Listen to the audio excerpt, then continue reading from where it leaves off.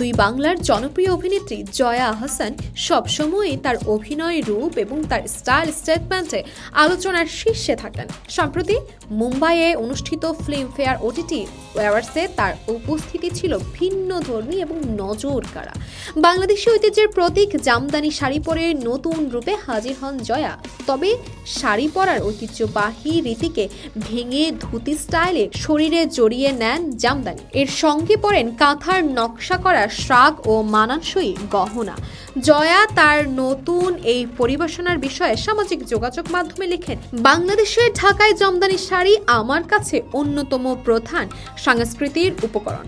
একজন শিল্পী হিসাবে আমি চেষ্টা করি আমার সংস্কৃতিকে নিজের মতো করে উপস্থাপন করতে। এটি আমার আত্মবিশ্বাস এবং সৃজনশীলতার বহিঃপ্রকাশ। জয়া আরও বলেন, এই আধুনিক উপস্থাপনার উদ্দেশ্যে ঐতিহ্যের সঙ্গে শক্তি ও আত্মবিশ্বাসকে ফুটিয়ে তোলে। শাড়ির নকশা প্রাচীন নারী যোদ্ধার চিত্র তুলে ধরা হয়েছে, যা আমাদের সংস্কৃতির গভীর শক্তির প্রতীক। জয়ার এই ভিন্নধর্মী উপস্থাপনায় সামাজিক যোগাযোগ মাধ্যমে বেশ সাড়া ফেলেছে। অনেকেই তার প্রশংসা করেছে, যেমন ইফতেকার মুমিন মন্তব্য করেছেন, সত্যিই অসাধারণ। তবে সমালোচনাও কম হয়নি। নাসির খান নামে একজন লেখেন, ড্রেস বানাতে যে আউটলুক কাপড় ব্যবহার হয়েছে সেটা আমাদের কালচার বুঝলাম, কিন্তু ড্রেসটা তো কালচার রিপ্রেজেন্ট করছে না। অন্যদিকে রাজীব সরকার মন্তব্য করেছেন, RIP জামদানি।